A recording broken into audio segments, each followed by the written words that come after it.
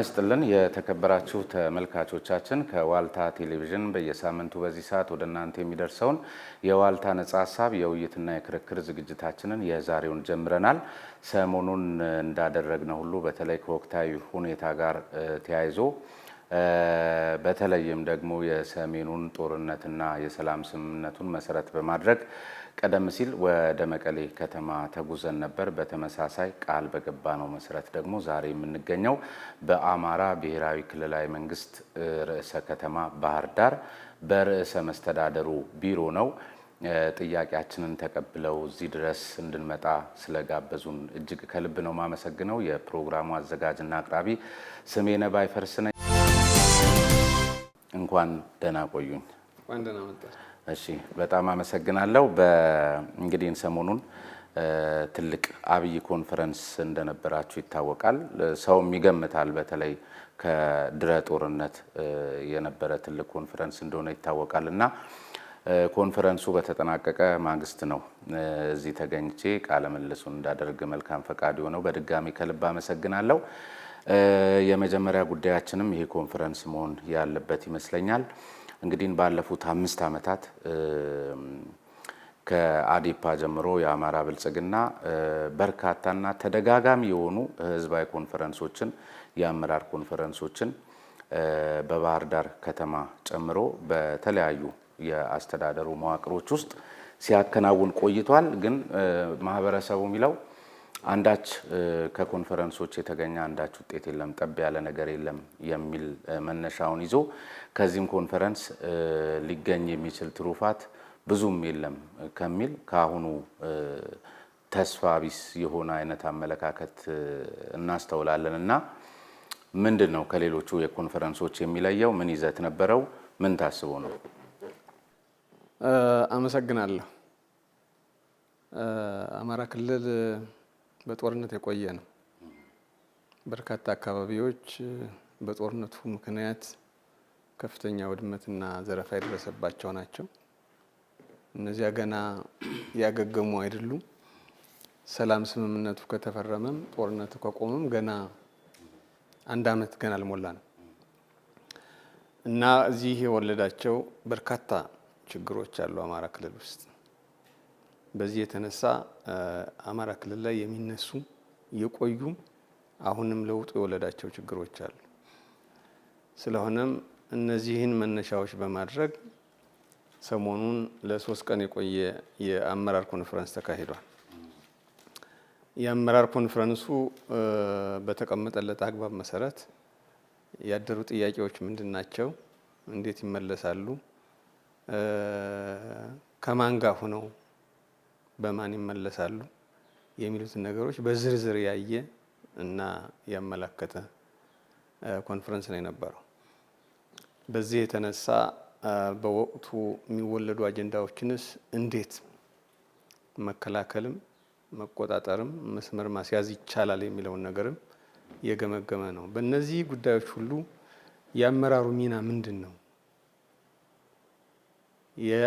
የአማራን ሕዝብ ጥያቄዎች ለማስመለስም የትግል ስልታቸውም ወጥ ሆኖ እንዲሄድ ለማድረግም የአመራሩ ሚና ምንድን ነው የሚለውን በዝርዝር ለመገምገም ጥረት አድርጓል።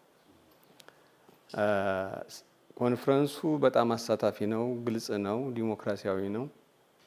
እናም የተቀመጡ መደምደሚያዎች ላይ በሙሉ ያጸደቃቸው ናቸው። ስለዚህ ኮንፈረንሱ እንዳጠቃላይ ሲገመገም የተሳካና ውጤታማ ነበር ብለን ነው የምናስቀምጠው። ከኮንፈረንሱ የሚገኘው ውጤት ምንድን ነው የሚለው መገምገም ያለበት የተደረሱበት ማደማደሚያዎች ወደ ተግባር መሸጋገራቸው ታይቶ ሲገመገም ነው። አንድ ኮንፈረንስ በተጠናቀቀ ማግስት ውጤታማ አይደለም የሚለው አባባል ከወሬ የዘለለ አይደለም። ከዚህ ቀደምም በነበራችሁ ኮንፈረንሶች ላይ እንደዚሁ የኮንፈረንሶቹን የማስደምደሚያ ነጥቦች እንደዚሁ በተለያዩ መግለጫዎቻችሁ ትነግሩናላችሁ። አመራሩን በተመሳሳይ መንገድ ይሄዳል። እንዲያውም ከዚያ በኋላ በሁለት ቢላ የሚበላ አመራር የተበራከተበት ክልል ነው በሚልም ነው ብዙ የሚነገርለትና ይሄኛውን ኮንፈረንስ አመራሮቻችሁን ከቀደመው ኮንፈረንሶች በተለየ መንገድ በደረሳችሁባቸው መደምደሚያዎች ላይ የላቀ ውጤት ማስመዝገብ የሚችል ቁመና ላይ ሆነው ተመልሰዋል፣ በደንብ መግባባት ተደርሷል ወይ ለማለት ነው። እንደ አጋጣሚ ሆኖ በተለይ ይሄ ፌዴራል አወቃቀር ከመጣበት ጀምሮ አሁንም ለአመራሩ የሚሰጠው ስያሜና ክብር በብዙ መንገድ ችግር ያለበት አንዱ ማወቅ ያለብን ይሄ ጉዳይ የሚመጣው በጠላትም ነው። አንዳንዱን ተቆርቋሪ ነኝ ወዳጅ ነኝ የሚለውም ነው። እስካሁን ድረስ የተደረጉ የፖለቲካ ጉባኤዎች እና የተደረሰባቸው ማደማደሚያዎች ተግባር ላይ ሙሉ በሙሉ አልዋሉም ተብሎ የሚተችበትም አንዱ ጠላትም ወዳጅም በትግሉ ውስጥ ተሳታፊ ስለሆነና የጠራ የትግል ስልት ስላልነበረው አሁን በዚህ ጉባኤ ላይ የሚያደርገው በምን የትግል ስልት ነው እነዚህን ጥያቄዎች ምን መልሳቸው? ማን ነው የሚመልሳቸው? ጥያቄ ማንሳት ማነብነብ ብቻውን ግብ አይደለም። ግቡ እነዚህ የተነሱ ጥያቄዎችን የሚመለሱበትን ስልት መንገድ የትግል ስልት አስቀምጦ ግቡን ማስቀመጥ ነው። በዚህ አግባብ አመራሩ ተስማምቷል። አመራሩ አቋም ወስዷል። በቀጣይ የሚደረገው ድጋፍ የሚደረገው ክትትል ተጠናክሮ ከቀጠለ እነዚህ የተነሱ ማደማደሚያዎች ግባቸውን እንዲመቱ ማድረግ ይቻላል፣ ማድረግም ይችላል የሚል እምነት አለ። ከተነሱት አጀንዳዎች መካከል የተወሰኑትን ማንሳት እንችላለን? ይቻላል። እስቲ እንገሩኝ። ለምሳሌ የቆየን የአከራካሪ ቦታዎች አሉ በማንነትና ወሰን ላይ። እነዚህ ጉዳዮች ህጋዊ ልባት ማግኘት አለባቸው። ህጋዊ ልባት የሚያገኙት ምንድን ነው? ዲሞክራሲያዊ ሰላማዊ በሆነ አግባብ መሆን አለበት። በግጭት በጦርነት የሚፈጠር ወይም የሚመጣ ሰላምና የሚመለስ ጥያቄ ዘላቂነት የለውም። ይሄ አንዱ የሚያግባባን መንገድ ነው። ዲሞክራሲያዊ ሰላማዊ ህጋዊ መሆን አለበት። በዚህ አግባብ እንዲፈቱ አመራሩ አንድ ሆኖ የትግል መስመሩን አስተካክሎ መስራት አለበት የሚለው የኛ ማደማደሚያና ዋና አቋም ሆኖ የሚወጣ ነው። ለምሳሌ አንዱ ይሄን። ሁለተኛው ህገ መንግስት ነው። የህገ መንግስት ጥያቄ የአማራ ክልል ጥያቄ ብቻ አይደለም። ህገ መንግስት የሀገሪቱ የበላይ መተዳደሪያ ህግ ነው። ይህን ህግ እንደ መጽሐፍ ቅዱስ እኛ እናየው። መሻሻል ያለባቸው ጉዳዮች በህዝብ ይሁንታ ዛሬም ነገም ወደፊትም እየተሻሻሉ መቀጠል አለባቸው። ነገር ግን አሁን አመራሩ የተስማማው ይህን ስናሻሽል ግን የአማራ ክልል ጉዳይም የሌሎች ኢትዮጵያውያን ጉዳይ በጋራ ተነጋግረንና ተግባብተን የጋራ አድርገን መሻሻል አለበት። ይህን ልናሻሽለው የምንችለው ከመላ ኢትዮጵያውያን ጋር በመተባበር ነው በሚል አቋም የተወሰደበት። ስለዚህ በብቻ በተናጠል ይሄ ይሻሻላል፣ ይሄ የግድ መሆን አለበት ሳይሆን ከመላ ኢትዮጵያውያን ጋር አሁንም ዲሞክራሲያዊ በሆነ ሰላማዊ በሆነ በህግ አግባብ ሰርተን ማሻሻል እንችላለን የሚል እምነት ነው እና አቋም የወሰደው ማለት ነው። ብዙዎቹ ጥያቄዎቻችን ህገ መንግስቱ ሳይሸራረፍ በስራ ላይ ቢውል ኖሮ መልስ ያገኛሉ የሚል ድምዳሜን የያዘ አካል አለ። በተቃራኒው ደግሞ መሻሻል አለባቸው ብለው የሚያምኑ አሉ። የመጀመሪያው ባለው ህገ መንግስት ችግሮቻችን ይፈታሉ ብሎ የሚያምነውና እኔም በተመሳሳይ የኔ መድረክ ላይ ነፃ ሀሳብ ላይ ጠይቄያቸው ከነገሩኝ ጥቂቶቹን ምሳሌዎች ነግሬዎት እንደው እንዲያብራሩት ስለፈለኩኝ ነው። ለምሳሌ እስካሁን እኔ ጋር ከቀረቡት ሰዎች ህገ መንግስቱን በተመለከተ አንድ የሚያነሱት ነጥብ እኛ የኢትዮጵያ ብሔሮች ብሔረሰቦችና ህዝቦች ብሎ መጀመሩን የሚመለከት አንድ ጉዳይ ይነሳልና ስለ አማራ ብሔር እያወራን ህገ መንግስቱ ስለ ዜግነት መብት አይገደውም፣ ስለዚህ መሻሻል አለበት ማለት አንዱ ግራ የሚያጋባ ነገር ነው። ጎላ ካለ ውስጥ ነው የምነግሮት። ሁለተኛው ነገር ደግሞ በህዝቦች መካከል የተዛባ ግንኙነት ነበር ተብሎ በህገ መንግስቱ የተሰጠውን ጉዳይ የሚመለከት ነውና ይህን የተዛባ የሚባለውን ግንኙነት አስቀድሞ ነገር በራሳችን ጊዜ ለአማራ ሰጠነው ወይም የዛ ትርክት ተቀባይ ሆን እንጂ ያልተዛባ ግንኙነት እዚህ ሀገር ላይ ኖሮ አያውቅም። እንደውም የሚበዙት የህገ መንግስቱ አንቀጾች የአማራ ህዝብ አሁን የሚታገልላቸው ጉዳዮችና መስዋዕትነት የከፈለባቸው ጉዳዮች ናቸው። የሰብአዊ መብት ጉዳይ፣ የእኩልነት ጉዳይ ወዘተርፈ በህገ መንግስቱ ላይ በግልጽ የሰፈሩ ነጥቦች ስለሆኑ እነዚህ ነጥቦች በተጠቀሰው ልክ ስራ ላይ ቢውሉ እንደውም የተሻለ የአማራ ክልል ህዝብ ወይም የአማራ ብሔር መልስ ሊያገኝ የሚችልበት እድል ሰፊ ነው። እንደው ባለፈ ባገደመ ስለምንጮህ እንጂ የሚል አቋምም ያላቸው አሉ። እንደናንተ ደግሞ መሻሻል አለባቸው የሚሉ አሉ። የትኛው ነው ልክ? በእርግጥ በትክክል በስራ ላይ ቢውሉ የህገ መንግስት የአማራ ህዝብ ጥያቄ ሊመለስ አይችልም? ምንድነው መሰለ ሁሌም አንድ ነገር ባለበት የሚቀጥልበት ሁኔታና አግባብ የለም። አንደኛው ያ ነው። ስለሆነም ይሄ ህገ መንግስት መሻሻል ከሚገባው አንዱ ነው። የሚሻሻሉት በዝርዝር ስንሄድ በርካታ ጉዳዮች ይኖራሉ። አሁን ከጠቀስካቸው ጀምሮ አሁን ብልጽግና እንደ ገዢ ፓርቲ የብሔርንና የሀገርን መሰረታዊ ሀሳቦች አቀራርቦና አስታርቆ ለመሄድ አልሞ የሚሰራ ፓርቲ ነው። ስለዚህ በሀገር እና በብሔር መካከል ሚዛኑን የጠበቀ ህብረ ብሔራዊ የሆነ ወንድማማችነትና እህትማማችነትን የሚያጠናክር ፓርቲ ነው። የኛ መንፈስ ይሄ ፓርቲ መንፈስ ነው። ይሄ መንፈስ ተቀባይነት አግኝቶ በህገ መንግስቱ ቢጸድቅ የሁሉንም የህብረተሰብ ክፍሎች ያ አይነት ህገ መንግስት እንደሚወክላቸው አድርጎ መውሰድ ይቻላል፣ ማሻሻል ይቻላል። የተዛባ ትርክት በሚባለው መቼውንም ቢሆን ሰው ሲኖር ግንኙነቱ ሊሻክር ይችላል፣ ሰላማዊ ሊሆን ይችላል። ይሄ በግለሰብም በማህበረሰብም ደረጃ አብሮ የሚታይ ነው። ነገር ግን የተዛባ ትርክት በአማራ ማህበረሰብ ላይ አልተፈጠረም የሚል መደምደሚያ መያዝ ያስቸግራል። ምክንያቱም ባለፉት 30 እና 40 ዓመታት ገዢዎች ከአማራ ማህበረሰብ የወጡ ናቸው በሚል አማራን እንደ አማራ ተፈርጆ፣ ይሄ ምናልባት በትርጉም ላይ የተዛባ ትርጉም ሊሆን ይችላል። አልነ የሚሉ ሰዎች እኛ ያልነኮ ንጉሶችን ነው፣ እኛ ያልነኮ ገዢ መደቦችን ነው ሊሉ ይችላል። ዙሮ ዙሮ ገዢ መደብ የሚባለው ንጉስ የሚባለው ከላይ ተንሳፎ የተለየ የማህበረሰቡ አካል ነው። ስለዚህ ማህበረሰቡም አብሮ በዚያ ስም የአማራ ስለሚባል አማራው ይፈረጃል ማለት ነው። ጨቋኝ ይባላል ማለት ነው። በዝባዥ ይባላል ማለት ነው። ከዛሬ የተወሰነ ለውጥ በፊት የነበረው አስተዳደርና አገዛዝ የአማራን ህዝብ ለብቻ እንዲጠቀምና ሌላውን እንዲጨቁን ያደረገ ነው የሚል መልእክት ያስተላልፋል። ይሄ አሁን ያለው ትውልድ በራሱ ዋጋ እንዲከፍል ያደርገዋል።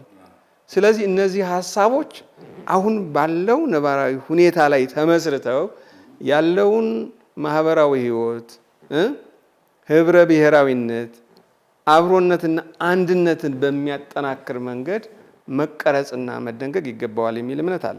ከዚያ ባለፈ ሌሎችም አንቀጾች አሉ መሻሻል የሚገባቸው። ነገር ግን ይሄ ህገ መንግስት ዋጋ የለውም ማለት ግን አይደለም። በርካታ ጉዳዮች አንተ እንደጠቀሳቸው የዲሞክራሲያዊ መብት፣ የሰብአዊ መብት፣ የሴቶች መብት፣ ሌሎች ጉዳዮች ሁሉ በጣም ጠቃሚና እንዳለ የሚያዙ ናቸው ብዬ አምናለሁ። የህዝብ ግንኙነት ቀውስ ውስጥ የከተቷቸው ንግግሮችና ጽሁፎች በዚህ 5 ዓመታት ውስጥ ጎልተው ታይቷል በሚልም ይሄን አይነት አሁን አካሄዳችሁን የተሻለ መፍትሄ እንዳያገኝ ካደረጉ ምክንያቶች ውስጥ አንዱ ነው ተብሎ ይነሳልና ምንድነው አስተያየቱት? ምንድነው መሰለ በፖለቲካ ሂደት ውስጥ የተለያዩ ፍላጎቶች፣ ሀሳቦች ይንጸባረቃሉ። እነዚያ ሀሳብና ፍላጎቶች ትክክልና የሚወክሉትን ህዝብ ወይም ማህበረሰብ የሚወክሉ ናቸው ማለት ግን አይደለም። አንዱ ግልጽ መሆን ያለበት እንደዚያ ነው። በአማራ ፖለቲካ ውስጥ ተዋናይ መሆን የሚፈልገው በርካታ ነው። ግልጽ መሆን ያለበት ለአማራ ህዝብ ተቆርቆር ያለሁ ብሎ የተወሰኑ አጀንዳዎችን በመያዝ ጥያቄዎችን ከማስመለስ ይልቅ እንደገና ጠላት በማብዛት የአማራ ህዝብ በየትኛውም ቦታ ሌላው እንዲጠረጥረው እና እንዲርቀው የሚያደርግ በንግግርም የሚገለጹ ተግባሮች አሉ። በተመሳሳይም አማራም ሳይሆኑ የአማራ ህዝብ ከሌላው ጋር ቅራኔ እንዲገባ በሚያስመስል መንገድ በደንብ በተደራጀ ሴራ ላይ በተመሰረተ የሚሰራጭ የሚተነተን መረጃ አለ። ይሄን እኛ ኢትዮጵያውያን እኛም የአማራ ክልል ህዝብ በደንብ ማወቅ አለብን። እነዚያ አሳሰቦች የአማራን ህዝብ የሚወክሉ አሳሰቦች አይደሉም። እነዚያ አሳሰቦች ለአማራ ህዝብ አይጠቅሙም፣ ጎጂ ናቸው። ለዚህም እኛ አምርረን እንታገላቸዋለን። የአማራ ህዝብ ከሌላው ኢትዮጵያን ወንድሞቹና እህቶቹ ጋር በእኩልነት በነፃነት አብሮ መኖር ነው የሚፈልገው። ይሄን አይነት አስተሳሰብ እንዲገነባ የጋራ እንዲሆን ነው እንጂ በአንዳንድ ጉዳዮች ላይ አጠቃላይ ህዝብን በመፈረጅ የሚመጣ ለውጥም የሚፈታ ችግርም የለም። ይሄን እናውቃለን፣ ችግሮች ከመባበሳቸው በስተቀር። በመሆኑም እኛ የምንፈልገው የአማራ ህዝብ በሀገሩ የእኩልነት ሰብአዊ መብቱ፣ ዲሞክራሲያዊ መብቱ እና በየትም ቦታ የመኖር መብቱ እንዲጠበቅለት እንጂ ከሌላው ህዝብ ጋር በተለየ መንገድ እንዲጋጭ እና ሌላውን ህዝብን በተለየ መንገድ የማይፈልገውን ስያሜም ተቃራኒ ነገር መፈጸም አይፈልግም። በእኛ በኩል ጽንፈኞች አሉ፣ ይህን የሚያደርጉ የሚያራምዱ፣ ነገር ግን መጀመሪያ የሚጎዱት የአማራን ህዝብ ነው ራሱ። በሌላው በኩልም በተመሳሳይ ጽንፈኞች አሉ። በእርግጥም አማራንም ሊጎዳ ይችላል፣ ግን መጀመሪያ የሚጎዱት የራሳቸውን ማህበረሰብ ነው። ስለዚህ እነዚህን ቦታ መስጠት የለብንም። የእነዚህን ጉዳይ ማራገብ የለብንም። ሁል ጊዜ በየትኛውም ማህበረሰብ በዚህ ደረጃ የሚመደቡ ኃይሎች አሉ። እነዚያ ሀሳሰቡ ተደፍቆ ተዳክሞ እንዲኖር ነው የሚደረገው። ሙሉ በሙሉ ማጥፋት አይቻልም። ስለዚህ በአማራ ማህበረሰብ ወክላለሁ የሚሉ ወይም ደግሞ የጠላት አሳሰብ ሆነው አማራ እንዲጠላ እንዲለይ የሚያረጉ የሚያስተላልፉትን መረጃ የሐሰት መረጃ መነሻ በማድረግ አማራ ህዝብ ሊፈረጅ አይገባም እኮ። ወይም ይህን የሐሰት መረጃ እናንተ ዲፌንድ ማድረግ ያቃታችሁ እያደረግን መስሎ በህዝብ ግንኙነት ስራችሁ ላይ አይደለም። በጣም አንዳንድ ጊዜ እኮ ማለት በጣም ትርፋማ መሆን ሲገባችሁ ወይ ጭምት ሆናችሁ ወይ ሰነፍ ሆናችሁ ካልሆነ በስተቀር ምሳሌ እናንሳ።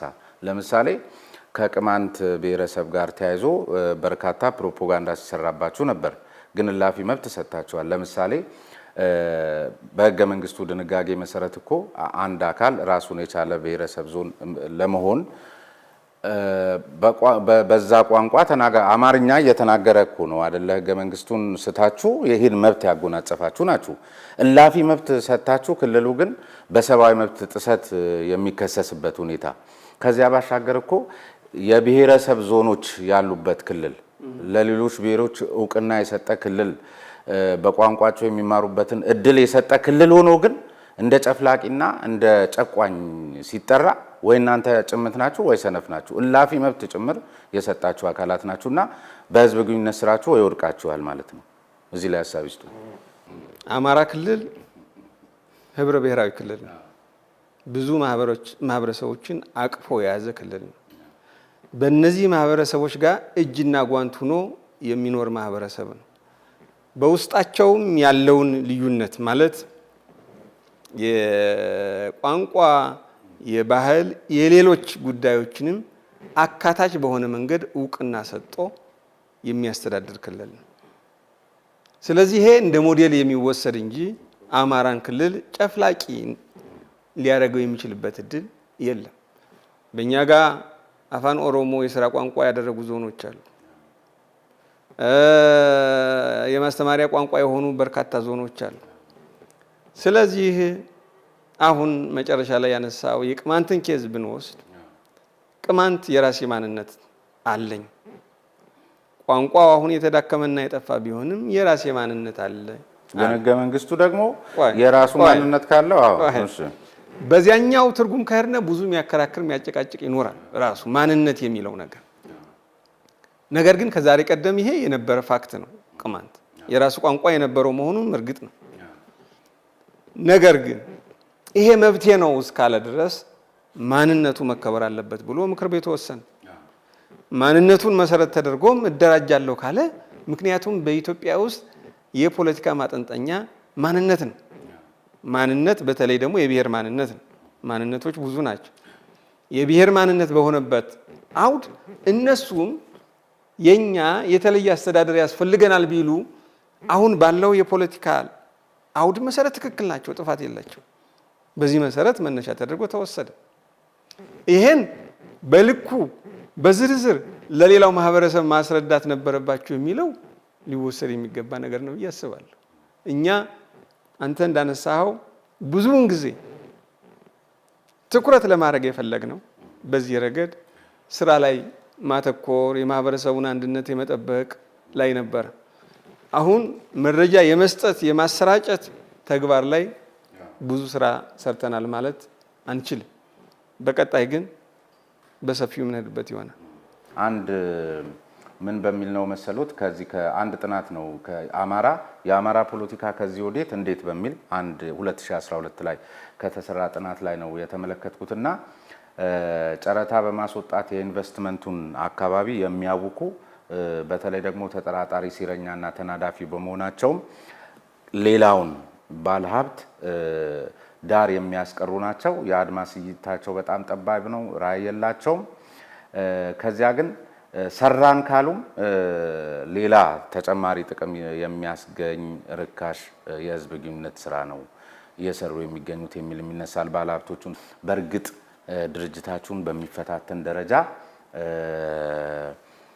በጠረጴዛ ላይ ስክሪፕቱ አስቀምጠው የሚያስፈርሟችሁ ባለሀብቶች ናቸው ወይ አማራ ክልል የሚገኙት?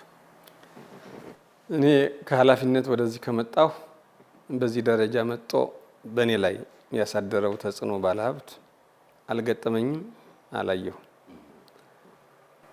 እርስዎን ብቻ ሳይሆን እንደ ሲስተም ልመጣ ነው ከዚያ በኋላ። አሁን ሲስተማችን ስርዓታችን መሆን ያለበት ሁሉም እኩል ተወዳዳሪ ሆኖ አልሚ ሆኖ እንዲሰራ እድሉን ማግኘት አለበት። ስርዓት ማለት ያ ባለሀብትም ይሁን ገና እየመጣ ያለ ሀሳብ ያለውም ይሁን እኩል ተወዳዳሪ ሆኖ በሚወጡ እድሎች እና ልማቶች ተጠቃሚ እንዲሆን ያስፈልጋል። ይህን ስርዓት ተግባራዊ እያደረግን ነው ብዬ አስባለሁ። ከዚህ በላይ የኛ ችግር ያልሚ ችግር ነው። በአጠቃላይ ሲታይ በጣም ሊለሙ የሚገባቸው በርካታ የግብርና፣ የኢንዱስትሪ፣ የማዕድን፣ የቱሪዝም ሀብትና ጸጋዎች አሉ። እነዚያ በአግባቡ አለሙም ነው። በአግባቡ የሚያለማልን ከተገኘ የሚሰራልን ከተገኘ እውቀቱንም ካፒታሉንም ይዞ ከመጣ እንዲያውም ቅድሚያ እንሰጠዋለን በዚህ ረገድ ማለት ነው። ህጉም ይደግፋል። ምክንያቱም የስራ ዕድል የምንፈጥረው በዚህ ነው፣ ልማትን የምናፋጥነው በዚህ ነው። ከዚህ ውጭ ግን በተለየ መንገድ ቅድም በጠቀሳቸው ተገቢ ያልሆኑ አግባቦች የሚፈጸም ስርዓት መኖር የለበትም። ከኖረም ጎጂ ነው። ለክልሉ የፖለቲካ ድርጅትም ለክልሉ ህዝብ ልማትም ጎጂ ነው። በስርዓት መመራት አለበት ባለሀብቱን ማለት ነው። ስለዚህ በዚህ መንፈስ ነው እኔ የማየው። የራሳቸው ፖለቲካ የራሳቸው አጀንዳ ሳይኖራቸው ኦፖርቹኒስት ለመሆን የገደዳቸው እንጂ ለህዝባቸው የሚሰሩ እውቀቱም ብቃቱም የአማራን ህዝብ የሚመጥን በርካታ አይደሉም በንጽጽር ከሌሎቹ ሲታይ በሚልም የቀረቡ ነገሮች ስላሉ እርስዎ ደግሞ እስከታች የሚገኘውን የመንግስትም የፖለቲካ አመራሩንም ስለሚያውቁት በተለይም ትናንት የተሳተፈውን አካል እንደዚህ ለሚሉ አካላት መልስ ቢሰጧቸው። ከትምህርት ዝግጅት ብናየው በብዙ መንገድ ከሌሎች ጋር የሚያለያየው መንገድ የለም፣ አንድ ነው። ብቃቱም ልምዱም በብዙ መንገድ ተለዋዋጭ ቢሆንም የሚያላየው ነገር የለም። በአማራ ክልል ግን በደንብ ከሌላው አሁን የተለየ አድርጎ እንዴት እንደሚሳል የተወሰነ ነገር ማለት እፈልጋለሁ። ይሄ የፖለቲካ ውጥንቅጥ የመጣው አማራ ክልል ሲመሰረት 1983 አመራሩ የመጣው ኢህዴን ከሚባል ህብረ ብሔራዊ ድርጅት ነው። ዓላማቸው ሀገራዊ አሳሰብ ስለነበራቸው ከልዩ ልዩ ማህበረሰብ የተውጣጡ አመራሮች ናቸው የነበሩት። ነገር ግን ወዲያው ይሄ የብሔር ጉዳይ የፖለቲካ ማጠንጠኛ ሲሆን ኢህዴን የነበረው እንደገና ተመልሶ ብአዴን ሆነ። በአዴን ሲሆን እነዚያ የነበሩ አመራሮች ቀጥለዋል። በእኔ እምነት እያንዳንዱ ሰው በአቋሙ፣ በባህሪው፣ በስነ ምግባሩና በብቃቱ ነው እንጂ መለካት ያለበት በማንነቱ መሆን አለበት ብዬ አላምንም። ከዚህ ጋር የነበሩ ሰዎችም በሚሰሩት ስራ እንጂ በማንነታቸው መለካት የለባቸውም። ነገር ግን በህዝባችን ዘንድ ከፌዴራል አወቃቀሩ የዲሞክራሲያዊነት፣ የአሳታፊነት፣ የግልጽነት ችግሮች የነበሩበት በመሆኑና እስካሁን ድረስም አማራ ክልልን ዋጋ እያስከፈለ የመጣ ችግር የተተከለበት ስለሆነ ከዚያን ጊዜ ጀምሮ የአማራ ክልል አመራር እንዳጋጣሚ ሆኖ ተላላኪ ነው፣ የዚያን ዓላማ የሚያስፈጽም እንጂ በራሱ የቆመ አይደለም የሚል ስም ተሰጥቷል። አሁንም ቀጥሎ አዴፓም ከሆነ በኋላ አዴፓም ወደ ብልጽግና ከገባ በኋላ አሁንም ተጠሪው የአማራ ክልል አመራር በአዴን ነው። ያኛውን ኮኖቴሽን ለመስጠት ስለታሰበ ነው ተላላኪ ነው ይባላል። በፍጹም ተላላኪ ነው ማለት ምንድን ነው የሚለውን ነገር በደንብ መግባባት አለብን። ተላላኪ ነው ማለት ምንድን ነው? እኛ የተቀመጠ የህግ የአሰራር ስርዓት አለን። በዚያ መሰረት እንሰራለን። በዚያ መሰረት ከፌዴራል መንግስት ጋር እንገናኛለን። ከፌዴራል መንግስት ጋር ስንገናኝ ተግባብተንም ተከራክረንም ውሳኔዎች እንዲወሰኑ እናደርጋለን። ይሄ ደግሞ የግድ መደረግ ያለበት ስርዓት ነው። አብረ የግድ ስለሰራ ተላላኪ ከሆን ስለዚህ የተለየ አገር ነው የምትሆነው ማለት ነው። የአማራ ክልል መንግስት ሁሉንም ነገር የሰራውን ስራ መግለጫ ስላልሰጠ ህዝብ መረጃ ስላላገኘ አይ ግድ የለውም ቢፈናቀልም ቢበተንም የሚለው ስህተት ነው። በጋራ እየሰራን እንደዚህ አይነት እቅዶች አሉን፣ አሁንም በቅርብ ይፈጸማል የሚል እምነት አለ። ከዚያ በላይ ምንድን ነው መሰለ፣ በእኛ ሀገር በተለይ ከለውጡ በፊትም ከለውጡ በኋላ ህብረተሰብን ያስቀየሙ በርካታ ችግሮች ተስተውለዋል። እነዚያን ችግሮች ለማረም እና እንዳይደገሙ ለማድረግ መንግስት የሚችለውን ለመስራት እየሞከረ ነው። ግን ወቅቱ ቀላል አልነበረም እኮ። የጦርነት ወቅት ነበረ። ጦርነቱ ያመሰቃቀለው አማራ ክልል ብቻ ከ2 ሚሊዮን በላይ ህዝብ በጦርነቱ ተፈናቅሎብን ነበር። በጦርነቱ ምክንያት አሁን መልሰን ለማቋቋም እና የወደመውን ለመገንባት ጥረት እያደረግን ነው። ገና ዝቅተኛ ቢሆንም ማለት ነው። ገና የሁሉንም ትብብርና ድጋፍ ይፈልጋል። ስለዚህ በሌላ አካባቢ ያለውንም በዚህ አካባቢ ያለው ጦርነት እና ግጭት ሲቆም ይሄን መልክ እናስይዘዋለን ብለን እናስባለን። ከዚያ ባለፈ የአማራ ክልል ተማሪዎች እና የአማራ ክልል ተወላጆች በየትኛውም አካባቢ ሲኖሩ፣ ሲማሩ፣ ሲሰሩ በብሔራቸው ምክንያት በፍጹም መድሎም እና ሌላ ማንነት ተኮር ጥቃትም ሊደርስባቸው አይገባም፣ መድረስም የለበትም። ከሁሉም በላይ ደግሞ ይሄ እንዳይደርስ የሚያደርገው የየአካባቢው አስተዳደር በዚህ መንፈስ መስራት አለበት። የየአካባቢው አስተዳደር ኃላፊነት አለበት። አሁን የብልጽግና ፓርቲ ጥሩ ነው የምንለው ዜጎች ያለምንም ልዩነት የሚስተናገዱበት ስርዓት ወጥ በሆነ መንገድ እንመሰርታለን።